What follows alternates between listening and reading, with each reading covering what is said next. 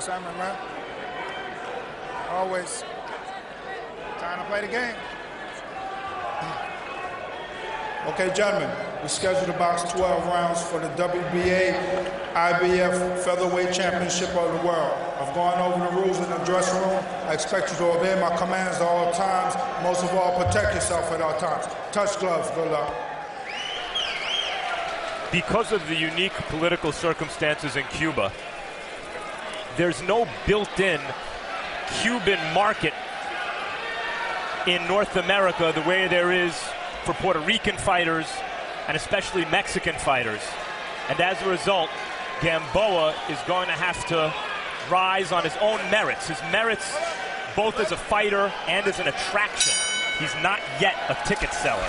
Round number 1 scheduled for 12. Gamboa and Solis.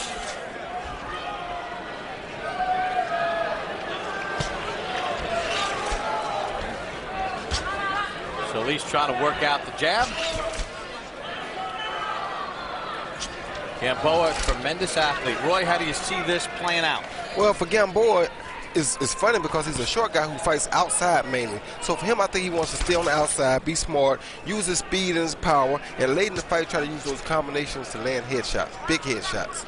For Solis, I think he needs to make it an ugly fight, try to get closer to Gamboa so he can get to his body and possibly try to wear Gamboa's body down so that maybe his headshots will become more effective on Gamboa late in the fight. Solis told us during the fighter meetings, 80% of my punches need to be to the body. I've got to pressure him and see if he can handle the power. We'll find out if he can accomplish that against the slick Gamboa, who taps Solis to the body. And then Solis flicks out his jab. When Gamboa was coming up the professional ranks at first, he looked like a little Jack Dempsey or something, you know, that's why his nickname is the Cyclone.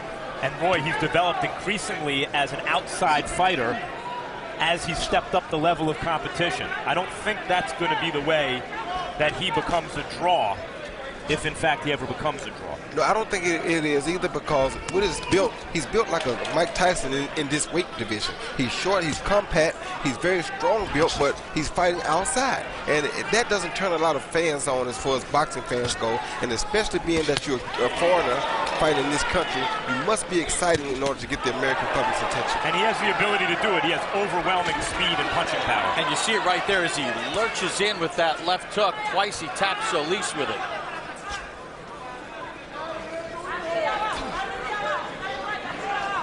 It's a strange thing, but it's also a credit to the boxing program in Cuba, because everybody in Cuba learns to box from outside, and that's just the way it is. So him being a shorter guy, he's still a very, very high-class outside boxer.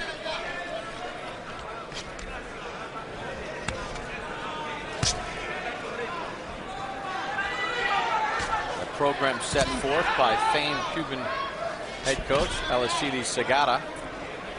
For many years developing great Olympic champions for the amateur boxing style,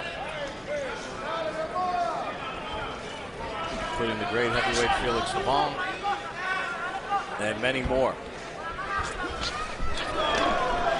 Gamboa just backed away from that right hand from Solis. And that was a very smart uppercut by Solis. End of round number 1, scheduled for 12. Come on. Breathe. Oh my. Breathe, breathe. Oh my. Oh my. Breathe. La amenaza, tú sabes lo que hace falta es. You know the threat. You know that you're doing everything well. The only thing you have to do is find your rhythm. Remember that you can't stand still like he does. He's static. He doesn't move. You understand? Ya después que tú cojas tu ritmo, todo te sale bien. Hit and move. Hit and move. You let him go 2 times, but you got to come back. When you've got him in short, come back on it. How you feeling? Good? Bring your hands up. You got to bring your hands up. He caught you twice. Bring your hands up. Lively, lively. One of the things Gamboa told us during the fighting meetings yesterday is, you know, I want to see how he deals with my speed and my movement early. And then we'll kind of figure out where we want to go from there. Boy, that's pretty common, isn't it, for elite guys, talented guys, as Gamboa steps in with a couple of left hands? Yeah, it's pretty common, because when you got the hand speed, you want to figure out, can a guy take your hand speed? Oh, right hand puts down Solis. 5, 6, 7, 8. Come in. Well, now they've both been down 5 times in their careers.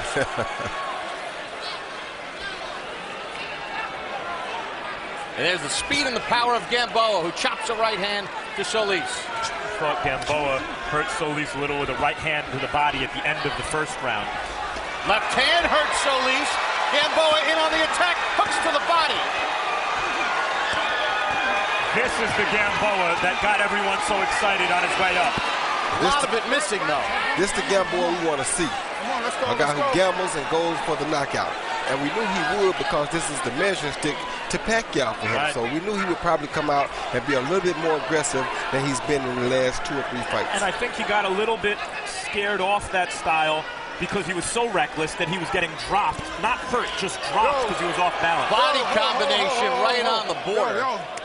Look at me, Bobby. Pick it up, pick it David up. Fields, All right? the referee, Okay. saying, keep Let's it up, go. Gamboa. But this Gamboa is the guy who's so blindingly fast. Solis down again. It's being ruled a knockdown. 5, 6, 7, 8. Let's go. He's so blindingly fast. He seems to be able to do whatever he wants, even against another world-class fighter. Gamboa jumping in with power shots with a minute to go here in round 2. And there you saw he avoided the right-hand counter by stepping out. I can't remember. Which he doesn't always do. Right. I can't remember a time I seen a guy with 19 fights that all the guys, the top guys in his weight division, kind of do not want to face. The #1 contenders and the #2 contenders say they're not ready for him yet. You very rarely see this in boxing. Right. Mikey Garcia is now the mandatory for the winner of this fight. Ooh, that right on the belt line. We saw in our first fight Mikey Garcia, and he's, you know, they acknowledge the Garcia team, not Gamboa, not yet. Not yet.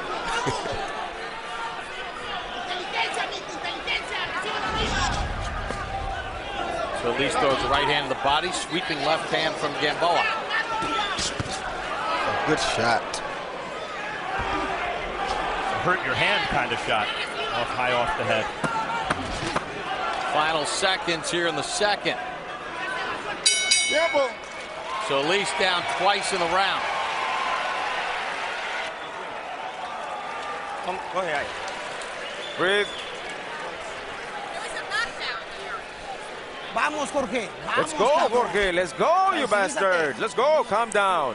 Respóndeme, ¿qué traes? Respond. What do you have? Nothing. I'm okay. I'm okay. Well, stop him with the jab. Stop him with the jab. Here you see come with the overhand right over the top of the left hand, followed by a beautiful left hook that sent Solis to the canvas. Same knockdown. You see that left hook come right off the straight right hand. He kind of slipped the right hand, but he couldn't catch the hook. That was knockdown number 1. And here number 2, you see him come with an overhand right to the back of the head. And I think that was more of a pull down. I don't know if that was for sure a knockdown, but I guess because the glove made contact to the back of the head, it was ruled a knockdown. And Solis did get punched in the back of the head and then got pushed down. Gamboa, according to CompuBox, landed 32 of 66 power shots in the round, 48%. Solis only threw 25 punches in total in the round. Now Gamboa attacks the body. A real test for Gamboa. Solis is just the kind of fighter who could fight his way back into a fight like this. Let's see if Gamboa can maintain that pace and pressure. I tell you what, Solis definitely is not afraid, and he definitely thinks he can win this fight. Watch your head, watch your head.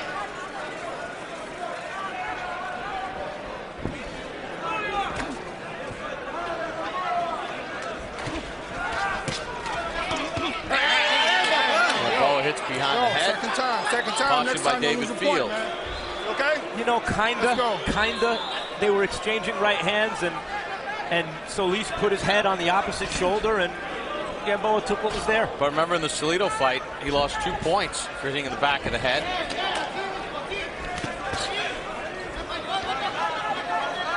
I think these body shots are really bothering Solis.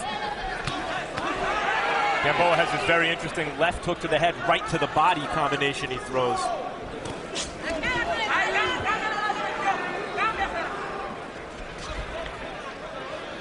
Roy, what can Solis do? There's sometimes where Gamboa will drop that right hand and leave himself exposed. What can Solis do to maybe feint and bait him into that where he can land a big shot? Well, it's kind of hard. He got to feint him a few times and not really go at him and make him sit still off the feints. Once he makes Solis sit still off the feints, then he got him sitting froze, is what we call it. Once he freezes him, then he can rush the right hand down the pipe and possibly land it. But he's taking a gamble with that because Gamboa's hands are so fast like that, he usually can knock Solis off balance before Solis can land that straight right hand. But he's just going to have to do like Max said earlier and gamble. Gamboa jumps in with a left and a right. You know, every time we do a really athletic fighter, I make comparisons to you, Roy, but that check hook he just hit Garcia with reminded me of like a Roy Jones left hook that he got away with just because of superior athleticism. And that's how he gets away with a lot of things here, because he has such superior athleticism, and he has that over most of the guys in this weight division, along with power and speed. Does sound kind of familiar when I think about it. Must have been a lot of fun to not have to do things by the book and still dominate. And Gamboa is that kind of fighter. Right hand after the left hook.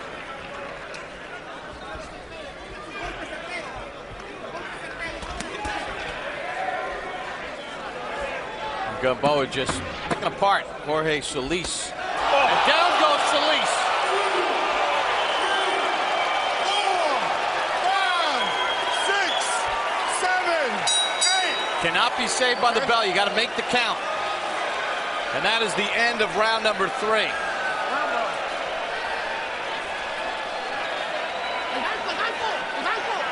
The bench.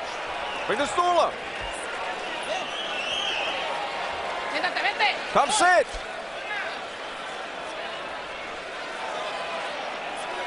Both fighters standing in between the round. How you doing? Fine. Fine? Yeah. We are? Good? Yeah. You want to fight? Ready to fight? Yeah. So, It's okay.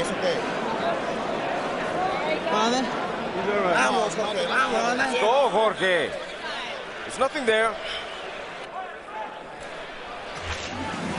Here you see Gamboa moving left and right. He comes with overhand right, followed by a short jab hook. Wasn't really even a hook or a jab. It was kind of a mix-up between a jab and a hook right there. Good punch, good straight punch, almost equivalent to a straight left hand.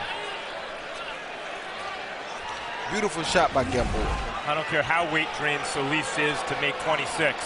You can't teach what Gamboa just did. That's the third time he's been down so far in the fight. Let's check in with our unofficial ringside scorer, Harold Letterman. Okay, Bob, I got it 2 rounds to 1. 29-25, Yuriorkis Gamboa. In the first round, Gamboa did very little except look at the guy. Solis probably won it with his jab. Round 2, he's got to get a 10-7 round for the 2 knockdowns. Round 3, a 10-8 round for the knockdown. And personally, I don't think Jorge Solis knows where he is. When he wandered off at the end of that 3rd round, I thought he was out of it. Anyway, 2 rounds to 1, Yuriorkis Gamboa. And the hand speed is just too much. Solis ducks away from danger that time. It's hand speed, it's punching power, and it's defensive responsibility. This is the kind of blend that we've been looking for. The exciting Gamboa mixed with the more seasoned Gamboa, who's not... Oh, right hand puts down Solis. Beautiful hook right hand. 5, 6, 7, 8, 9. Solis says hold on to his corner. 4th time he's been down. Solis giving Gamboa his props with his reaction, just being like, damn, I can't believe what just happened. Where are these shots coming from? Is the referee hitting me or what? Solis off balance. Gamboa trying to measure him up and comes in with power shots again. Left hand hurts Solis. Right hand combination. David Fields taking a look. Down goes Solis. David Fields stops it here in the 4th. Beautiful stoppage.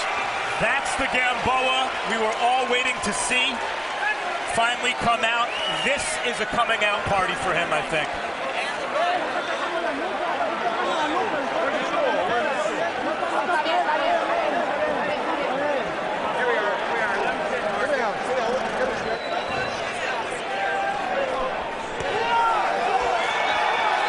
cyclone of Guantanamo comes blowing into Atlantic City and dismantles Jorge Solis.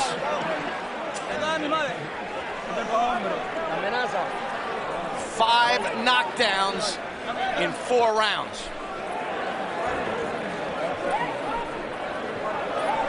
Roy, we're going to take a look at the first knockdown in round number 4 as Solis is being attended to, and it's the just first a long knockdown, right. he was walking, he came with a straight right hand off the hook, a beautiful combination.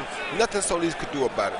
He never saw the right hand coming. The hook blinded him, and the right hand snuck behind him right there. The hook blinded him. He tried to put his hand up, but he missed the shot trying to turn his head. No way he could have countered. He could have covered from that shot. Then at the end of the fight, he did like we so wanting to see him do.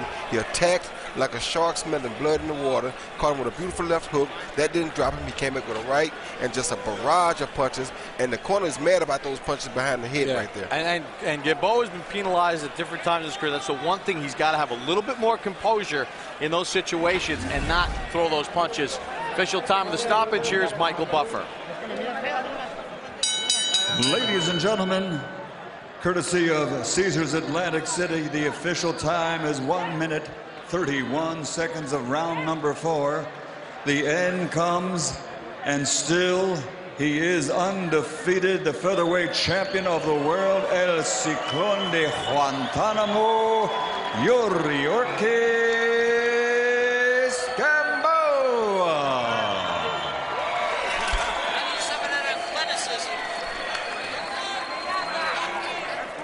Dominant performance by Yuriorkis Gamboa, dropping Jorge Solis 5 times in the 4 rounds of boxing action.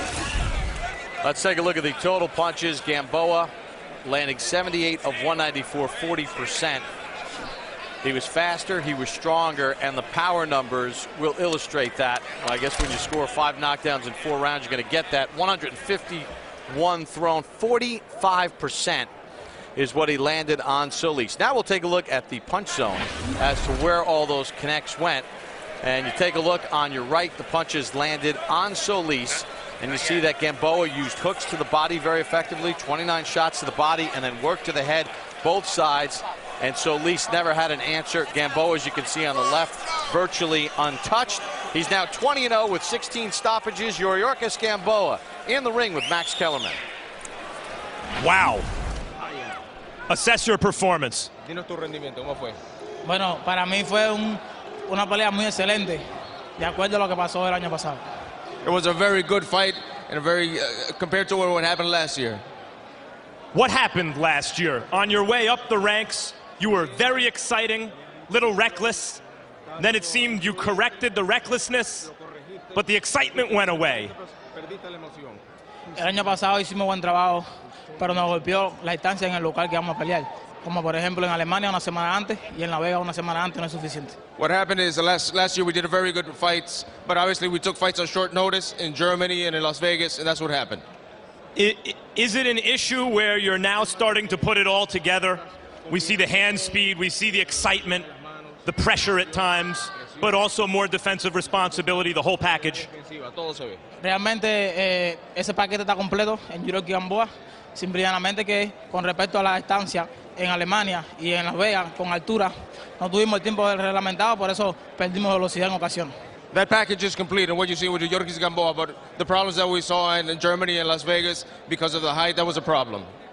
Against Mtagwa, Juan struggled, you blew him out.